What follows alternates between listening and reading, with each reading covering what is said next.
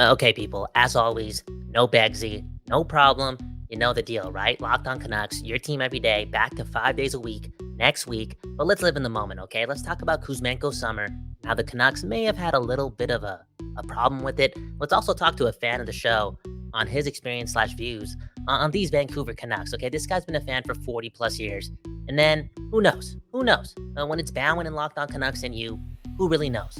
Anyways, let's do this. You're Locked On Canucks, your daily podcast on the Vancouver Canucks. Part of the Locked On Podcast Network, your team every day.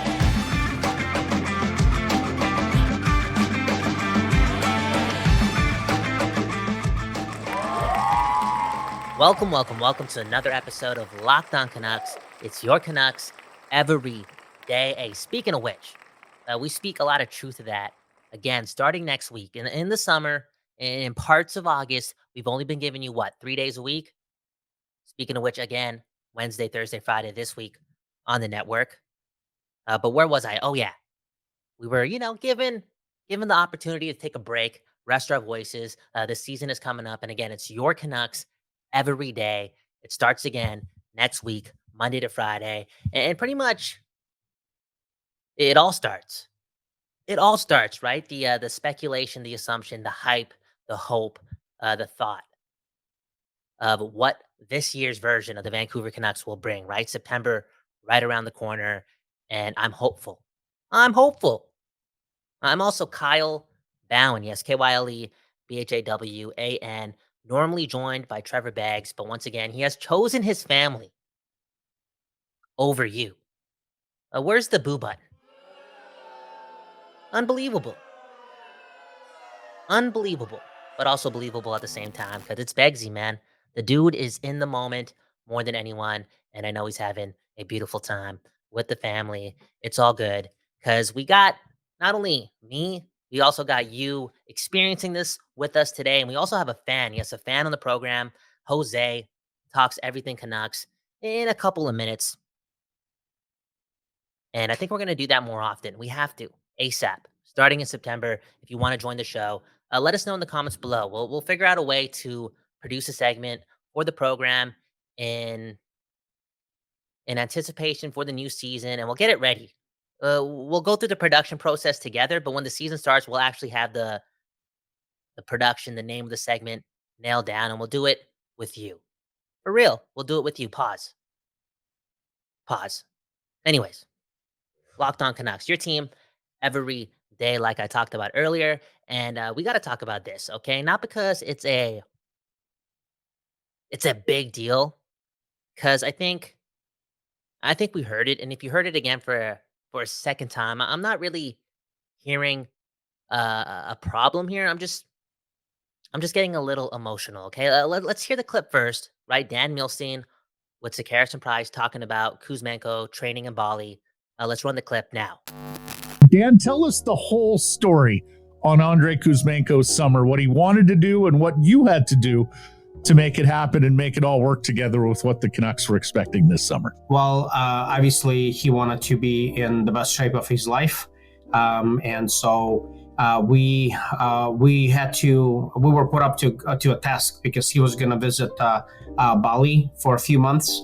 And obviously in the country of Bali, there isn't really much happening as far as the on and off ice training. So we got him a one-on-one trainer for the month of June. We had a different trainer for the month of July. And then he came to the United States. He's been in Miami through the last week, training with all the boys at Florida Panthers facility. So it's been quite a summer for our friend Andrei. Yeah, what did the Canucks think when he said, "I'm going to spend most of my off season in Bali"? Oh my God, they weren't having it. But so we've heard from the head coach, we've heard from everybody, and maybe perhaps even the janitor too. So obviously everyone was concerned, but I told everybody to take a chill pill. We had it under control. We've called up the best guys. The month of June, he was training with Pavel Datsuk's former the summer's trainer. So, and then in July, we had another fella who has trained numerous NHL players. So we knew he was going to be in good shape and under control the entire summer. So his task was to stay farther from the table and closer to the gym. All right. So I didn't hear the word problem, but I heard the word concerned. And it makes a little bit of sense. Not for me, because I really don't care, but for an NHL franchise with some hockey heads, right? That have been around the game for a long time. They don't really understand slash want to take chances with the unorthodox. Here we have one of your best players, after not coming to camp in the best of shape last season, telling you that he's going to train in Bali. It would make a lot more sense for them to work together and find somewhere in North America slash maybe on the west coast, the best coast of Canada for that training to take place. But again, Kuzmenko goes to Bali and he's lifting up water jugs and he's running upstairs. But more importantly, he's in great shape and he's doing it. And I hope there's a lot of confidence in the player. So much so that this was never a problem, because we're talking about Andrei Kuzmenko. He proved it in the past in the KHL that he was one of the best players in that league. And then he came over, and for 1 year, right away, he proved everyone wrong. He exceeded expectations, and yeah, there are many improvements needed in his game. We get it, but with all that being said and all that being needed, he still put up 39 goals, and is and was, but more importantly, is one of the most important players on this roster. The dude can help us win games. I guess what I'm trying to get at is I hope they don't make this more of a problem. I hope he doesn't walk into training camp and he gets pulled into the office and is, hammered slash is asked many questions about what he was actually, you know what I'm saying? Just leave the guy alone. He seems like a pretty fluid individual, a pretty fun individual, somebody that you got to let be so he can translate that type of lifestyle into his game and score a lot of goals. Well, let's just trust the fact that he's going to be and is going to be and was being a professional this whole time and doing the most to get better. And let's assume that happened, that he has taken the next step in his game. Let's not hammer the guy. Let him be. Now, if there's a bit of a slow start, he's not looking as good. Maybe the stats won't look as good right away. The shooting percentage will go down, blah, blah, blah. But if he's still not doing the most defensively, if he's not making improvements in that part of his game, then maybe you can talk to him. But right now, after kind of benching him last year at some points as well, let's just let him breathe a bit and trust the guy that again dominated in the KHL and did so again in the NHL, knows what he's doing. Let him have fun. Let him translate that into the NHL. I think it connects for a guy like Andrei Kuzmenko. He needs a little bit of personality in his game and he needs a little bit of freedom. You don't want to tie that guy up too much, if not at all. Let's trust that he's going to be a professional about it. What else do I want to talk about before we get into that conversation with Jose? Oh yeah, Tanner Pearson. I saw that video of him skating, and I don't know. I don't watch a lot of practice highlights. I think it would be pretty naive of me to say he looks good. He looks ready. He's going to be at camp. I don't know. It was a 30-second clip. That being said, I know it's a dark thing to say, and Beggsy's not here, right? The darkest guy on the program. He's not here, but I got to say it. Even if he is healthy enough to play again for the Vancouver Canucks, he's not guaranteed anything. And I think when we hear about Tanner Pearson possibly playing for the Canucks this season, we get concerned about the salary cap and how they're going to make it work and who they're going to get rid of to get under the cap before the start of the season. They might get rid of Tanner Pearson. The business of sports, the business of hockey in Vancouver, things got to change. And it's a lot easier for things to change when you ice your best lineup. And I know the relationship has been rocky, and Pearson is somebody you got to think about because from what I'm putting together, something went wrong there between the Canucks, medical staff, Tanner Pearson. Something just seems fishy. But this is not 2021, 2022. It's not 2022, 2023. It's 2023, 2024, a season where Elias Pettersson has pretty much made it clear that winning really matters if he wants to sign long term and sign it all with the Vancouver Canucks. And they got to win now. And to do that, they got to ice their best lineup. So if Tanner Pearson is good enough to play hockey again and he's not on that long term injured reserve list, I don't think the Canucks are going to be in a situation where they're going to have to make drastic moves to get below the cap. I think they're just going to have to do what they were originally going to do, and that's ice the best lineup and get rid of some guys that are not good enough to be on the team. It's A to B. Speaking of A to B, let's get to the second part of the show where we talk to Jose about his experiences as a Canuck fan and what he thinks about the core and if he's going to see a Stanley Cup before he dies. But first, let's shout out FanDuel, okay?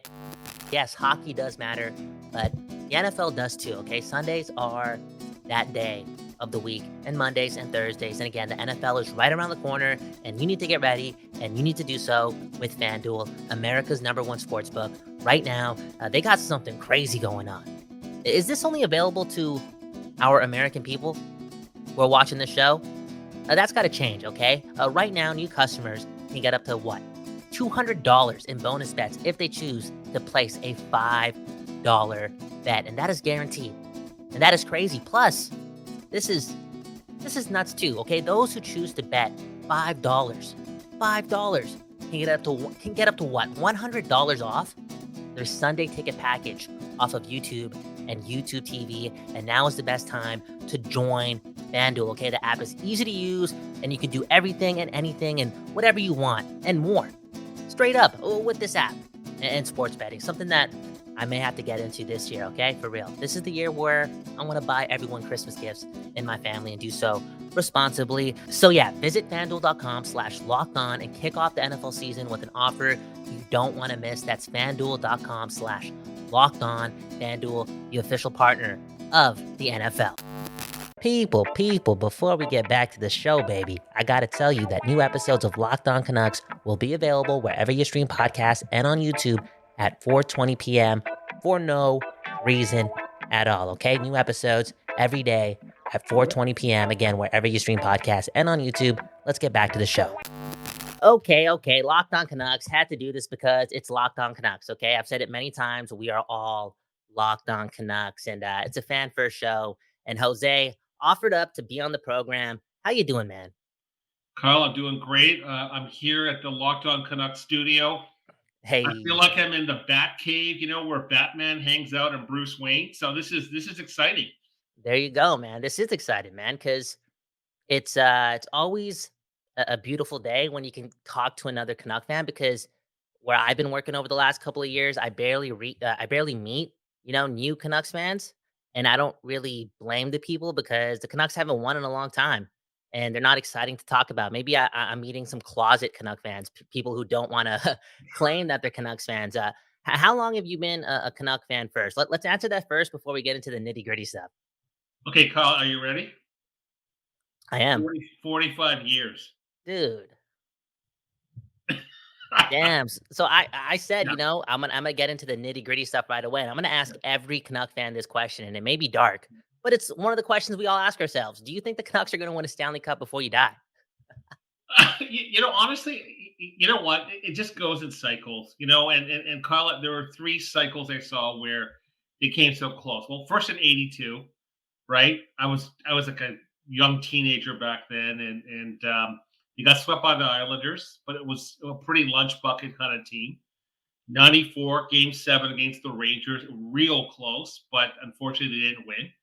And then we all know about 2011, right? And that went to Game 7 as well. So we've been close, and there's been some good teams assembled. It goes in cycles, Kyle. Like I'm not really a closet Canucks fan because you know what? Hey, I stick with this team through thick and Hmm. thin more than anything. And yeah, you can kind of debate where the Canucks are and whether they're going to make the playoffs this year. But I am cautiously optimistic based on what I saw in the offseason. Nothing crazy, but more practical things that are addressing some of the challenges the Canucks have to actually make it to the playoffs. Man, oh man, yeah, I feel as if even though the Canucks haven't given us that ultimate celebration, right? The complete like level of ecstasy that comes with being a sports fan, but they've also provided for me, being a true Vancouver, right? Some of my best memories in life. And Absolutely, me yeah, too as well, Kyle. yeah. So let's talk about that, man. I'm gonna keep it positive for a bit. Okay, so Yeah, what was your best Canuck memory? Like, what's the best goal that you experienced? there's a couple. I mean, a couple of goals. I remember BX scoring against San Jose, I think in 2011. That was huge. Burrows, same thing. I know Burrows is one of your favorite players, Kyle. Hmm. And in '94, I mean, when Trevor Linden, Kirk McLean, McLean was standing on his head against the Rangers as well too, in that final series that they unfortunately lost. So there are some great memories I've had of this team, and like I said, I mean, it goes in waves. And right now, I look at this team. You Hmm. know, the teams I really liked in the past, they didn't have a Pedersen. They didn't have, or something similar to a Demko. Um, they didn't have. There was definitely not a Quinn Hughes, who I think is probably one of the best Vancouver Canucks defensemen of all time. There's some Hmm. talent on this team. I just think that the team's got to get a little bit more working and playing as a team that can compete against teams, especially the Pacific Division. No, that's 100% the truth. And I mean, I know that we've been overly optimistic on this show, maybe compared to other shows, and it's really only because of the top tier talent. And you said it best there. I don't think this franchise has ever had an Elias Pettersson or Quinn Hughes. And You on that Elias Pettersson note, I know we had Henrik Sedin, and he was a centerman, and he was a Swedish centerman, and he won the Hart Trophy, and he won the Art Ross, and he did his thing. And maybe it's pretty disrespectful to say like, oh, we've never had a guy like Pettersson, but Pettersson's done this early on in his career, whereas Henrik didn't, and that's be one of the best players in the NHL. Not only, and he proved it last year, like not only one of the best offensive players, but just all around. And I think the league's gonna really see it this year. He's got only 1 year left on his deal before he's an RFA, and there's already been the quotes, and more people are going to be looking at Pedersen and what the Canucks are doing, and maybe more people will watch Pedersen and they'll see the points, the goals. I think he's going to score a lot more goals, but they're going to see the all around game, and not to compare him to Bergeron or Datsuk, but I feel as if he's going to be like right away, like this year, he's going to be known as the best two-way forward in the league. totally agree with you, Carl. I mean, I watched the Sedins and they came in at 18, but honestly, it took them about 5 to 8 years for them to become dominant players. I mean, if you recall, Kyle, when Elias Pettersson joined the Canucks, he already made an impact in his rookie season, right? I mean, the guys outside of that season, he was, had struggled a little bit with the injury and stuff like that as well too. This past season, he was great, and I think a lot of people realize this is just the beginning for him as well too. He's an awesome two-way Mhm. forward, very responsible, and his hockey sense is amazing. Yeah, his hockey sense is amazing. His tenacity is on another level. And I think it's had us for a while thinking that he was going to be named the next captain of the Vancouver Canucks. And I'm not sure if that's going to be the case, especially if the team is going to name a captain this year. It's probably not best to give it to a guy who doesn't know what's going to happen with his future with the Vancouver Canucks. But who do you think is going to be the next captain of the Vancouver Canucks? Honestly, Kyle, my gut says Quinn Hughes if they actually name a captain. I don't think it's going to be Elias Pettersson just because of his contract status right now. I could see him wearing an A. I think he's got to wear an A as well too because the Canucks need the next generation of leaders. But in his situation, I don't think you can fully name him the captain until he signs a new contract. I like JT Miller. JT Miller kind of reminds me of Ryan Kessler when he wore an A. Kessler was never the captain of the Canucks because he just kind of had this kind of crazy personality that just was a little bit over the top now and then. And that's something you may not want in a captain, but I could see JT as an assistant captain. I think Quinn Hughes is here for the long run. I think obviously one of the best players, and I think he's ready to do it as well too. And I think Rick Tocchet's also mentioned that as well. Yeah, and I think it's easy to look at a guy like JT Miller and point at his intensity and his care and his play on the ice and be like, yo, he's the loudest guy in the room. He's probably the most vocal. Like, obviously, those two go hand in hand. He's the most energetic, the most emotional. This guy should be the captain, but I don't feel as if he's the right guy to be the guy because the Canucks are still a team on the rise and they're still going to lose games. And the captain has to hold it together when things go bad, you know? And the other two guys, Quinn Hughes and Elias Pettersson, they're the best players on the team. And when it, that's not like the only trait you need or one of the biggest traits you need when naming your captain, like having the best guy on your team, but it's definitely a bonus when, yeah, the Totally best guy is agree with also the you. leader. Yeah, you Yeah, need man. real good quality players. You need someone who isn't just going to say words in the locker room, Kyle, but they're actually could show it on the ice. And a guy like Quinn Hughes, I think, is a good balance. Yeah. And it's his time if they name a captain this season. I think it's got to be him. Yeah, and it's again a bonus when the captain is your best player, and maybe that sounds like a cop out, but with Quinn Hughes and Elias Pettersson, they're going to be good for 81 games. You know what I'm saying? Out of 82, maybe they'll have one bad game. Whereas a guy like JT Miller, you can get emotional, get in his head, get too intense, lose his focus just a bit. Maybe he's only good for 65 games, Yeah. and you can't have your best player, your captain, only being on his game for 65 games. Again, Quinn Hughes and Elias Pettersson, we've watched them for a long time. It's rare that you see these guys play bad hockey games. Yeah, absolutely. I mean, the one thing I will say about both of them, and they've been like this the last couple of years. They're quieter players. I mean, they're not super emotional, Hmm. but you know what? They can back it up with their play, and they're also hardworking, dedicated players. And so, if either one of them was an assistant captain or captain, I'd be super happy. I just think with Elias right now, I think he's doing a wait and see and just trying to understand where this team is going. I know the Vancouver market is very concerned about him signing an extension, but you can't blame him. He's gone through a lot of drama, in the last Hmm. couple of years, and the whole team. I'm sure a lot of the players feel the same way. It's more a wait and see thing. I mean, I don't think it's a money thing because I think the Canucks know they got to Hmm. pay him and pay him well. And I know you and Trevor were talking about that the last couple of podcasts as well. It's probably more. I think he just wants to do a wait and see, make sure this organization is going in the right direction and moving towards winning more games. Yeah, and actually doing it. You can say it, but he needs to see it. And yeah, he has to be a part of it as well. But uh, the team just has to show that they're focused on changing things up, Yeah, not keeping things the same way.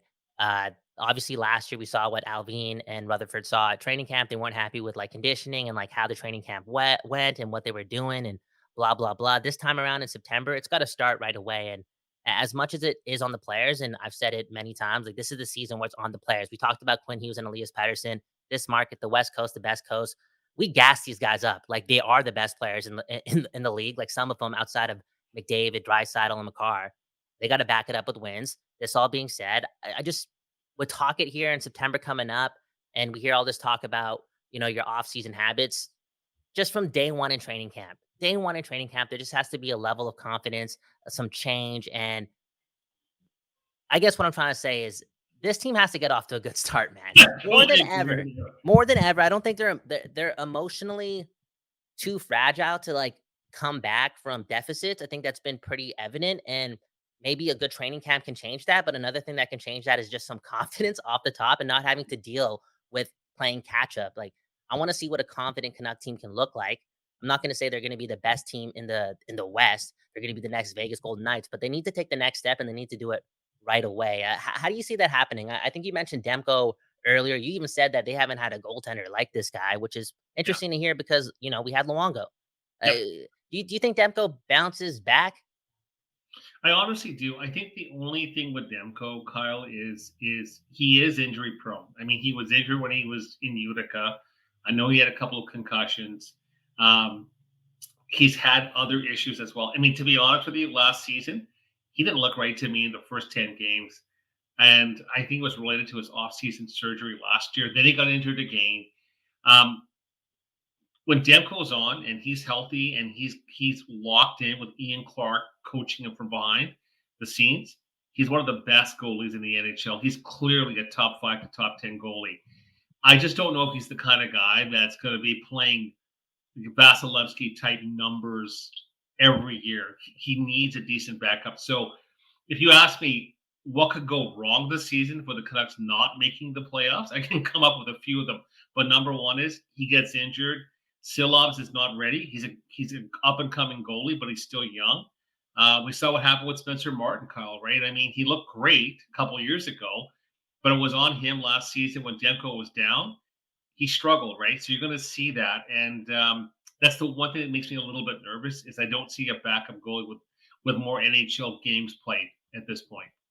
Yeah, and it kind of ties back to what I was talking about with training camp, and making sure everything is well and the X's and O's are understood right away and nobody's effing around. Like everyone's Yep. focused so that when September rolls around, this new decor doesn't take 10 to 15 games to get things going. The penalty kill doesn't take 20 games to get it going because everything has to go correct for Demko to also gain some confidence as well. They can't just pin everything on Demko. This has been one of the worst defensive teams in hockey over a large stretch of times where Demko's had to, one reason that why he's looked so good is because he's had to not only be so good, but really look good making highlight reel saves all the time because the Canucks are just dysfunctional. They can't have a warm up come October like that. Like I feel as if Yeah. October has to start on in the first day of training camp. It's just the truth, and we got to make Demko's life easier.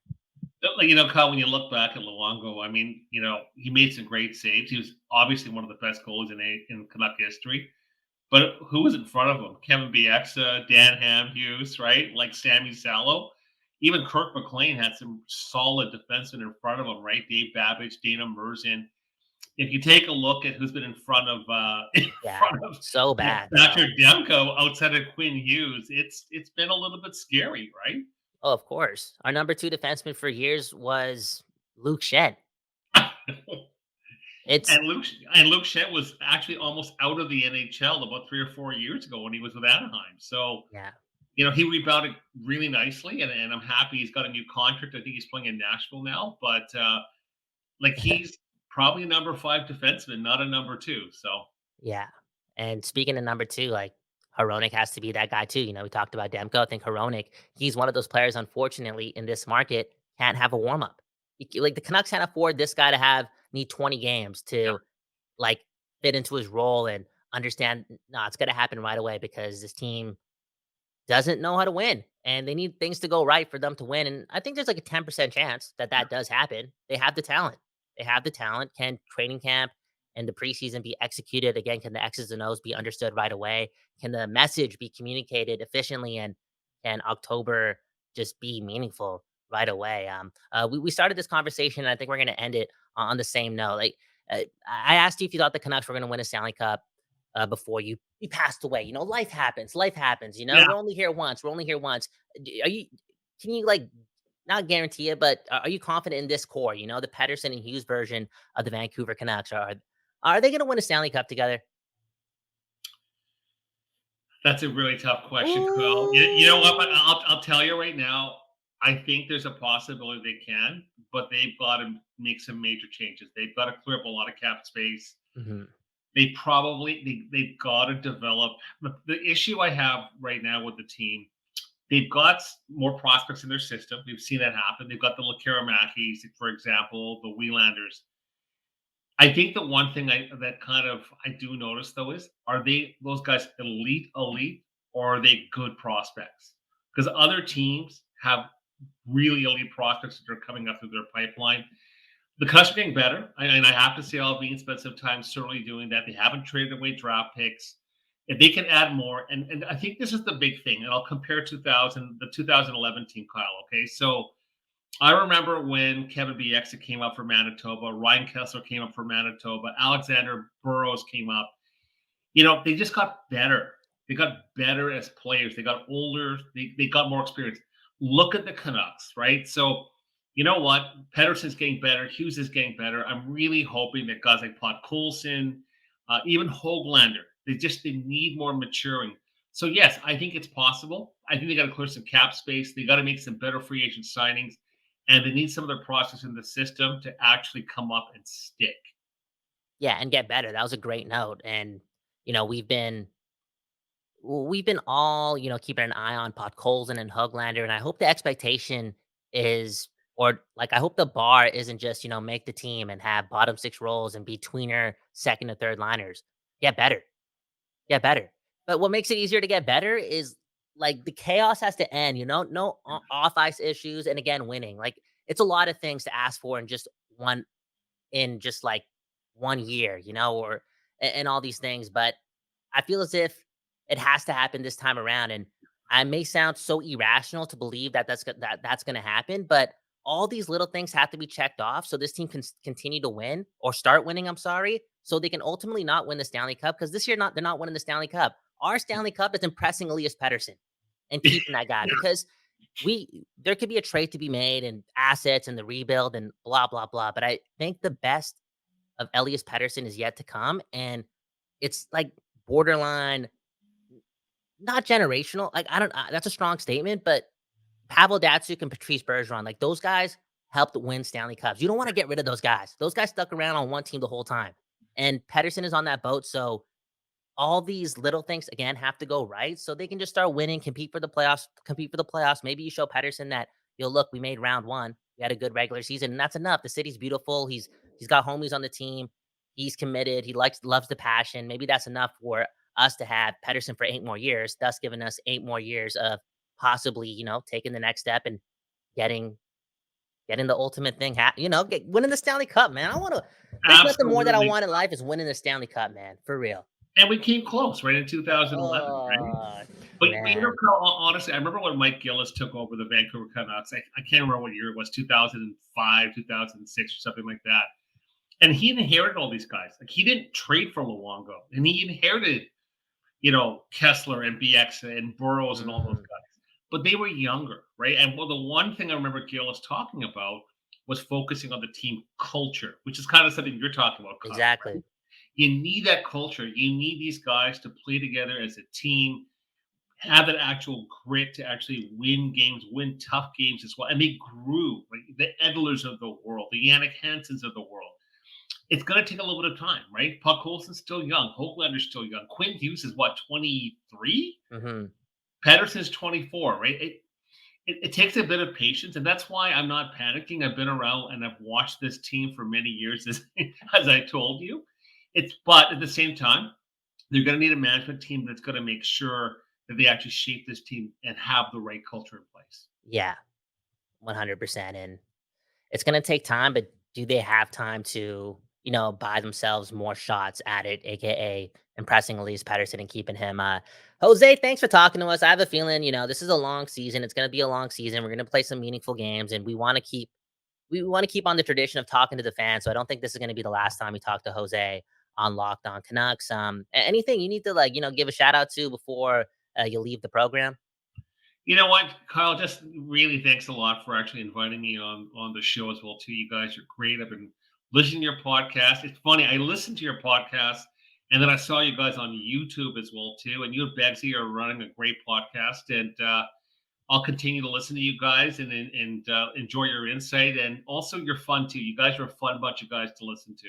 Oh, thanks, man. You plugged us, man. It's a very kind thing to do. And well, once again, man, it's a fan first program. We are all locked on Canucks, and we'll catch you on the other side.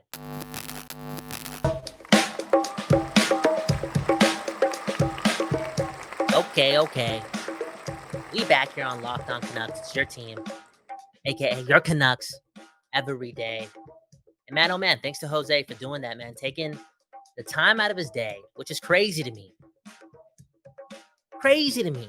Because we're just getting started to, be on this episode of Locked On Canucks. If you want to join the party, leave those comments, man, down below. Let's get in on the action, right? Have some fun, communicate, banter, do what we got to do. And let's get to talking. Again, DM us if you are interested in participating on an episode of Locked On Canucks. Again, your team every day. Kyle Bowen talking to you. Trevor Begg's not here because he did choose his family over you. But I'm here. And I wasn't here yesterday, okay? Feeling a little feverish yesterday and didn't want to take the chance and come to the studio and do that to my people, okay? For real. I took the chance to stay in bed and watch a lot of TV, okay? I watched something on Ray Charles. I watched something on James Brown. And I think I watched 7 episodes of a show called Euphoria. I never watched an episode before, but I watched 7 in a row. Felt good.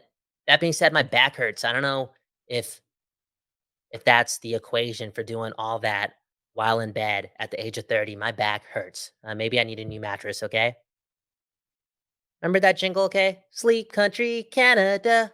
Why buy it? We need those guys as a sponsor, man. That'd be a day we can say we made it here on Locked On Canucks. Where am I going with this? Oh yeah, Comet Corner, the best part of the show. Let's get to it, and then we got to get out of here, okay? Because we're running low on time. Again, this is Comet Corner on Locked On Canucks. Welcome to Comment Corner, powered by Paraphrasing. This comment comes from our friend T. I gotta say, I love you guys more than I love my pet dogs Gordo and Pumpkin. I love you guys, can't wait for you guys to get back to 5 days a week.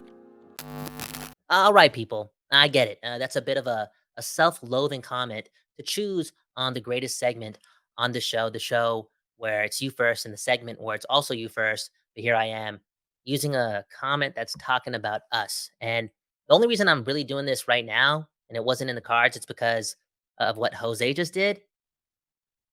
I gave Jose the spotlight. He could have plugged anything. I think this guy may be in the fragrance industry, right? This guy knows his colognes. He could have shouted out his favorite cologne, the one that works, but he chose to shout at us, and it was humbling, man, for real, because it's been a busy time since March. The Canucks didn't play a lot of meaningful games because it's March, and they haven't done so in a long time. And here we were in April, May, June, July, and August, talking a lot of Canucks, assuming a lot. And I don't know if anything was really that meaningful yet. We found a way to get in touch with a lot of you, and I'm super grateful for that. We're living the dream. I've said it many times. The studios. Shout out to Don't Those, man. The West Coast, the best coast, Rain City. It matters over here, and for us to be able to have a chance to communicate whatever it is we're doing here to you is a blessing, man. It's a blessing. So, yeah, thank you for all the watch time and all the connection and all the conversation. It's a fan first program, and it's easy to do this, right? Your Canucks every day, 5 days a week. We got a lot of things going on in the studio, but it's easy to do this when it's again with you guys. And this city, this fan base deserves the best. Speaking of that, man, the city, man, they got the best, right? Drake. Any Drake fans watching this? I'm the biggest Drake fan in the world. Drake brought out Travis Scott.